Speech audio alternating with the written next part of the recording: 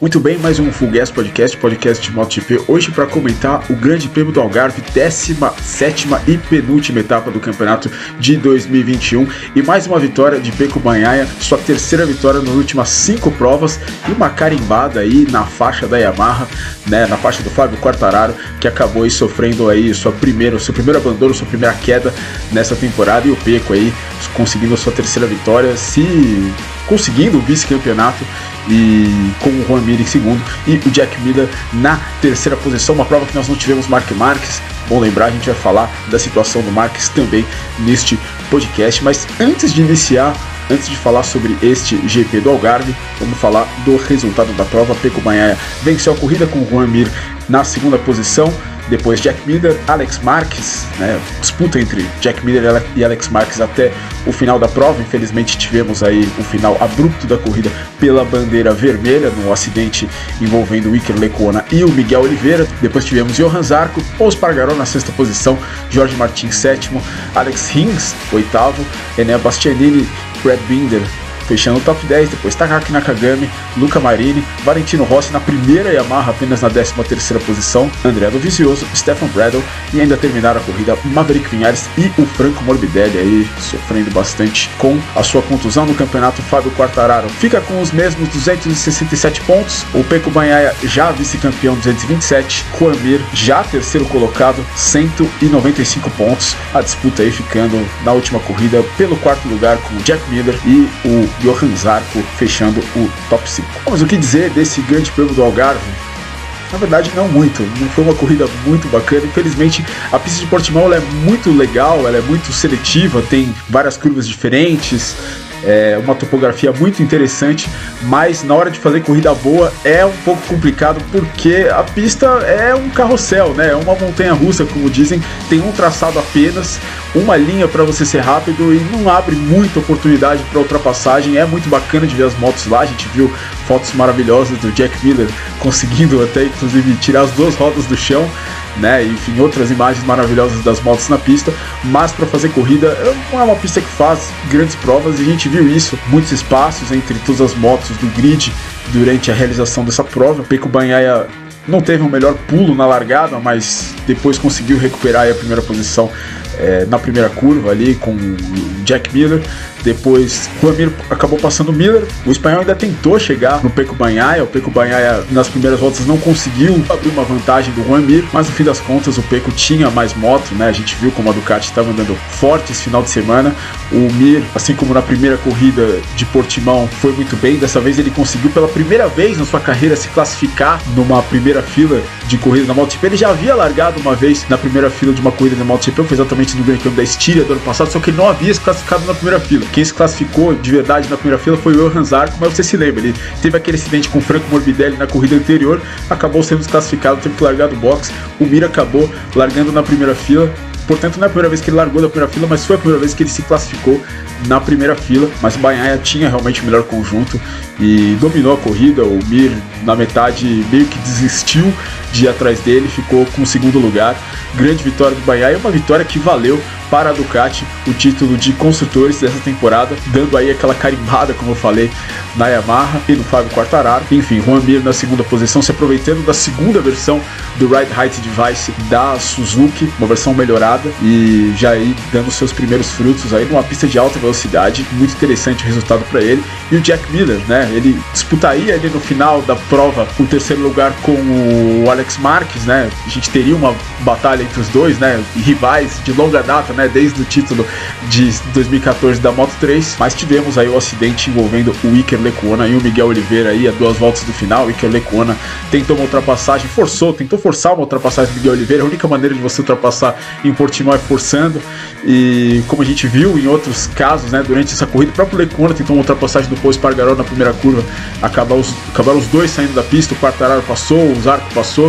Dessa vez o Lecuona tentou de novo aí forçar uma ultrapassagem, mas acabou derrubando o piloto da casa, o Miguel Oliveira, que, enfim, foi um pouco de preocupação no final. Os fiscais tiveram que entrar na pista para tirar o Oliveira de maca dali, mas de qualquer maneira ele acabou não sofrendo nada demais, ficou consciente. Depois foi levado apenas para o hospital para alguns exames, mas a gente não sabe se ele vai correr semana que vem, mas não teve maiores contusões o Miguel Oliveira, o que obviamente é muito positivo. O próximo título a ser definido é o título ao campeonato de equipes, né, no qual a Ducati está muito na frente da Yamaha, né, vai ser muito difícil da Yamaha conseguir passar a Ducati, a equipe de fábrica da Yamaha, já que o Franco Morbidelli mais uma vez fez uma corrida muito ruim, acabou chegando na última posição, mesmo tendo largado ali da 9ª posição, a terceira fila. O terceiro lugar do Jack Miller meio que também garante esse título para a Ducati, faltando aí apenas, né, o título que é mais importante. Ninguém tá nem aí, vamos ser bem sinceros, ninguém tá nem aí com o título nem de construtores, nem de equipes,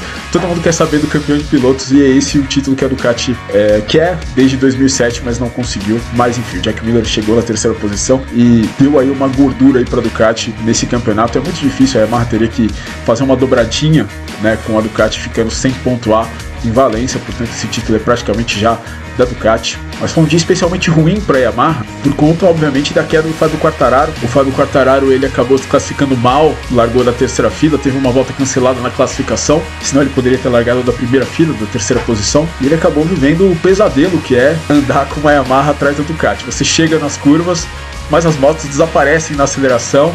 Ele viu a corrida inteira a traseira do Zarco, a traseira do Jorge Martin, e acabou que ele conseguiu passar o Martin, vinha com o Zarco à frente, e obviamente o título já é dele, ele ficou ali atrás, ele foi conservador durante muitas corridas do campeonato para não cair, e dessa vez ele tentou forçar. Foi para cima do Zarco, mas acabou sofrendo um acidente muito parecido com o qual o Alex Rins, né, sofreu na primeira corrida que a gente teve em Portimão esse ano, quando exatamente ele estava indo atrás do Fábio Quartararo. E enfim, o Quartararo caiu, sua primeira queda no ano, seu primeiro abandono, primeira vez que ele não pontua nessa temporada. E curiosamente, o único piloto a terminar todas as corridas agora fica sendo o Luca Marini, um estreante, mas que muito consistente durante a temporada inteira. E foi um dia muito ruim para a Yamaha, né? Como eu já falei, o melhor moto ficou apenas na 13ª posição, Valentino Rossi. Esse é o pior resultado da Yamaha com motos Yamaha mesmo, desde o Grande Prêmio da Malásia de 1995. Se você for olhar no resultado dessa corrida, lá atrás você vai ver que existem motos com motor Yamaha, mas com chassi diferente. Não era o chassi que a Yamaha utilizava, que é a Rock Yamaha, né? Portanto, a Yamaha como moto mesmo, e montadora, não tinha um GP tão ruim desde esse GP da Malásia aí de 1995, que faz muito tempo. E o Valentino Rossi aí sendo o melhor piloto da Yamaha na 13ª posição, fazendo sua penúltima corrida no campeonato daqui uma semana, desde quando esse vídeo está sendo gravado e postado. Valentino Rossi será um ex-piloto de MotoGP. Não estou preparado para isso, mas enfim, não sei se vocês estão, mas o dia ia acontecer. Mas no final de semana da MotoGP também foi muito agitado fora da pista, com a contusão do Marc Marquez. O Marc Marquez não correu esse GP de Portimão, não se sabe se ele correrá o GP de Valência.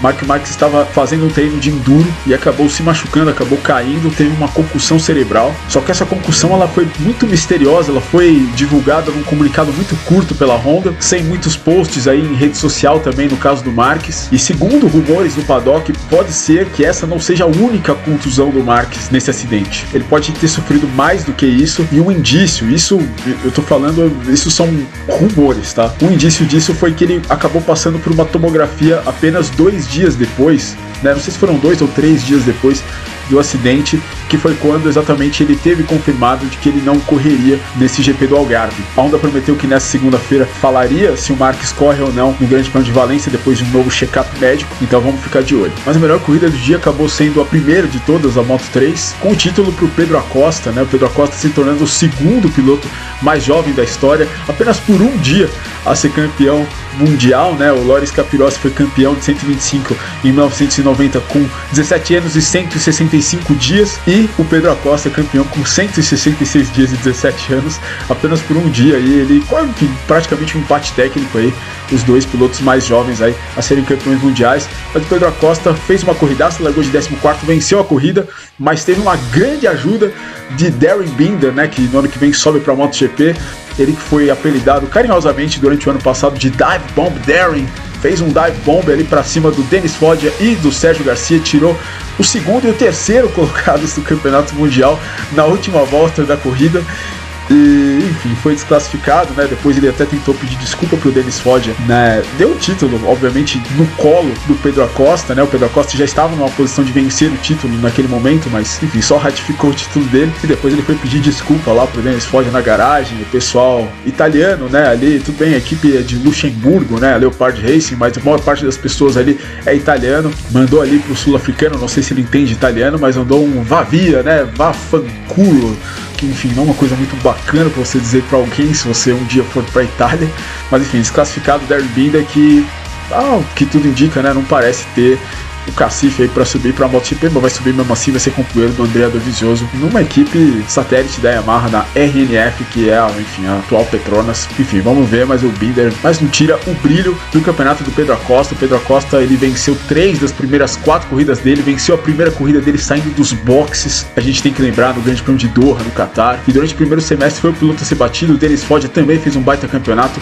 ressurgiu agora no final, mas acabou pagando pela falta de constância no início. O Pedro Acosta foi mais constante durante o campeonato, então o título está em boas mãos. Pedro Acosta venceu, André Aminho ficou em segundo e Nicola Antonelli o terceiro colocado. No campeonato, a Acosta tem 259 pontos, o Foggia fica com 213 e o Sérgio Garcia, que largou de sua primeira pole position, também continua estacionado em 168. Já na Moto2, uma corrida de superação para o Remy Gardner, que sofreu um acidente forte na sexta-feira ali com o Marcos Ramírez na última curva, teve problemas nas costelas e mesmo assim conseguiu a vitória, né? Engraçado, né? O Raul Fernandes acabou caindo antes do GP de Aragon, machucou o pulso andando de bicicleta e venceu várias corridas seguidas. Agora o Remy Gardner cai, se machuca e também vence.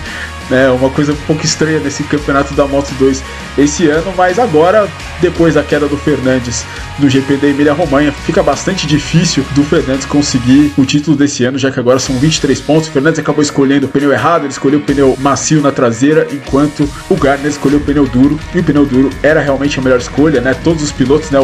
Tanto o Fernandes quanto o Bezzecchi, que começaram a corrida na frente em primeiro e segundo, escolheram o pneu traseiro macio, e o pneu traseiro macio, devido à temperatura mais alta na comparação do sábado com o domingo, não foi a escolha correta e o Remy Gardner acabou se dando muito bem. Remy Gardner venceu, Raul Fernandes ficou em segundo, Sam Lois o terceiro colocado, mas o campeonato segue aberto. Remy Gardner 305 pontos, Raul Fernandes 282, 23 pontos aí a vantagem do Remy Gardner, que está a um 13º posto de conseguir aí, sem depender de nada, o seu título mundial, seu primeiro título mundial. Marco Bezzecchi aí, terceiro colocado, já confirmado, com 214 pontos. Muito bem, esse foi o Full Gas Podcast do GP do Algarve, espero que você tenha gostado. Muito obrigado se você veio até aqui, se você curtiu, dá um like, considere se inscrever no canal. E é isso aí, penúltima etapa da MotoGP foi pra conta. Na semana que vem temos a última etapa da temporada de 2021, a última corrida de Valentino Rossi na MotoGP, Grande Prêmio de Valência. A gente volta lá, mas por enquanto é isso aí, valeu, um abraço.